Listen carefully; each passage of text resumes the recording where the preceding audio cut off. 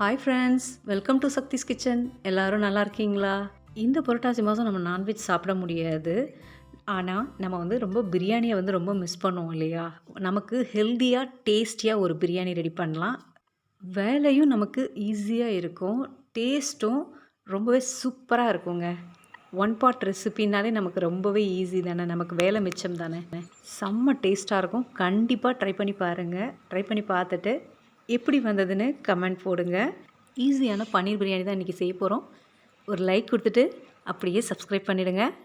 இந்த மெத்தட் செஞ்சு பாருங்கள், செம்ம டேஸ்ட்டாக இருக்கும். ஒரு பேனில் ஒரு ஸ்பூன் நெய் விட்டு இதில் 200 கிராம் அளவு பன்னீர் சேர்த்துருக்கிறேன். நான் க்யூபாக கட் பண்ணியிருக்கேன். உங்களுக்கு எந்த ஷேப் வேணுமோ அந்த மாதிரி கட் பண்ணிக்கலாம். ஜஸ்ட்டு ஒரு நிமிஷம் நம்ம அந்த நெய்யில் வதக்கிட்ட அப்புறம் 1/2 ஸ்பூன் மிளகாய்த்தூள், 1/2 ஸ்பூன் கரம் மசாலா, 1/4 ஸ்பூன் மஞ்சள் தூள், தேவையான அளவு உப்பு. உப்பு பன்னீருக்கு ஏற்ற மாதிரி மட்டும் போட்டுக்கோங்க. இதை ஒரு நிமிஷம் அப்படியே பேனில் வதக்குனிங்கன்னா இந்த மாதிரி மசாலாலாம் கோட்டிங் ஆகி சூப்பராக இருக்குங்க. மசாலா போட்டு பன்னீரை நம்ம ஒரு பக்கமாக எடுத்து வச்சிடலாம். இப்போ ஒரு குக்கரில் 2 ஸ்பூன் நெய் விட்டு ஒரு ஆளுக்கு 3 ஸ்பூன்ற கணக்கில் எண்ணெய் விட்டாச்சு.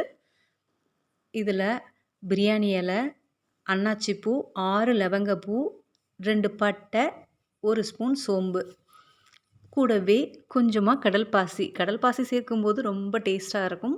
கடல் பாசி ஆப்ஷனல் தான், இருந்தால் சேர்த்துக்குங்க, இல்லைன்னா வேண்டாம். கூடவே 3 பச்சை மிளகா சேர்த்துக்கலாம்.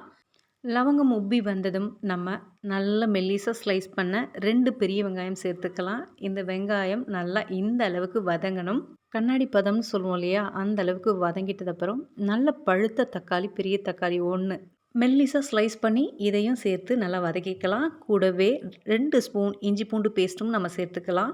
இஞ்சி பூண்டு பேஸ்ட் தக்காளியோடு சேர்க்கும்போது இது அடிப்பிடிக்காமல் நல்லா வதங்கி வரும். கூடவே ஒரு கைப்பிடி புதினா சேர்த்து இது பச்சை வாசனை போகிற அளவுக்கு வதக்கிக்கலாம். எல்லாமே வதங்கி வந்ததும் 1 ஸ்பூன் மிளகாய்த்தூள், 1 spoon chicken masala, 1/2 spoon Kashmir மிளகாய்த்தூள் சேர்த்துக்கலாம். காஷ்மீர் மிளகாய்த்தூள் கலருக்காக தான் சேர்க்கிறேன்.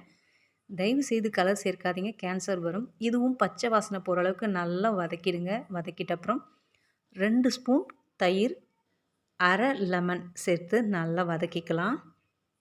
இது வதங்கினதுக்கப்புறம் இந்த பிரியாணிக்கு எவ்வளோ உப்பு வேணுமோ அந்த அளவுக்கு நீங்கள் உப்பு சேர்த்துக்கோங்க.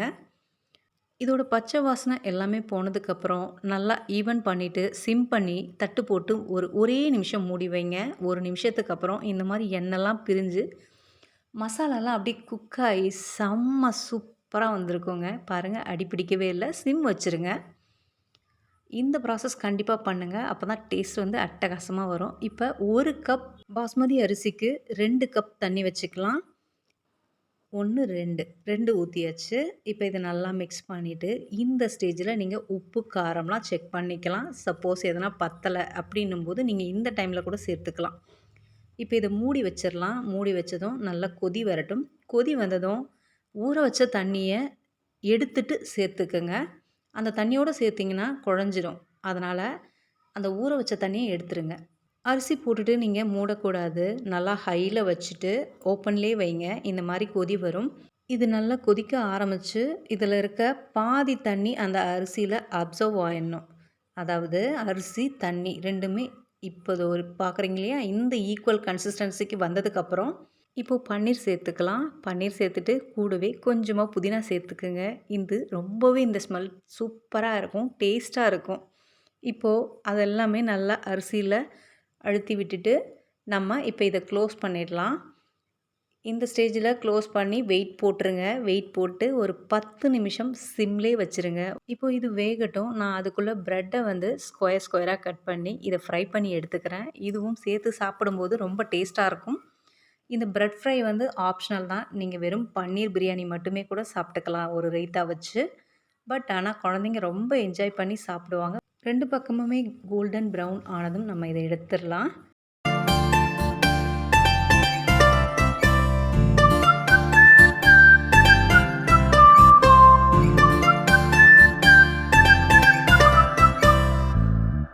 பத்து நிமிஷம் ஆயிடுச்சு.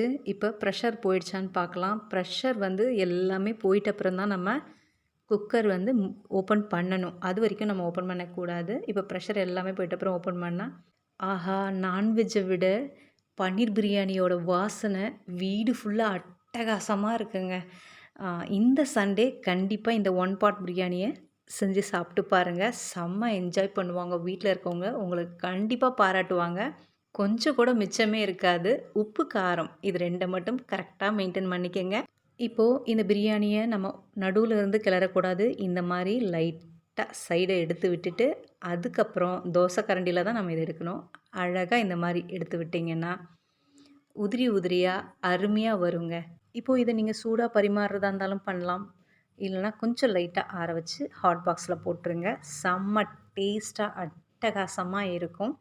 ஒரு 2 மணி நேரத்துக்கு முன்னாடியே ப்ரிப்பேர் பண்ணி வச்சீங்கன்னா, இன்னும் டேஸ்ட்டு செம்ம அட்டகாசமா இருக்குங்க. அந்த மசாலாலாம் ஊறி அவ்ளோ ருசியா இருக்கும். ஃப்ரை பண்ணி வச்சிருந்த அந்த பிரெட் பீஸஸ்லாம் நம்ம இந்த சூடு இருக்கும்போதே சேர்த்துட்டோம்னா, அந்த பிரியாணியோட மசாலா இதுலயும் இறங்கி சாஃப்ட் ஆயிடும். சாப்பிட ஒரு அருமையான டேஸ்ட் குடுக்கும். அருமையான பன்னீர் பிரியாணி ரெடிங்க. இந்த வீடியோ உங்களுக்கு பிடிச்சிருந்தா லைக் பண்ணுங்க, ஷேர் பண்ணுங்க. கண்டிப்பா சப்ஸ்கிரைப் பண்ணிடுங்க. Thank you so much.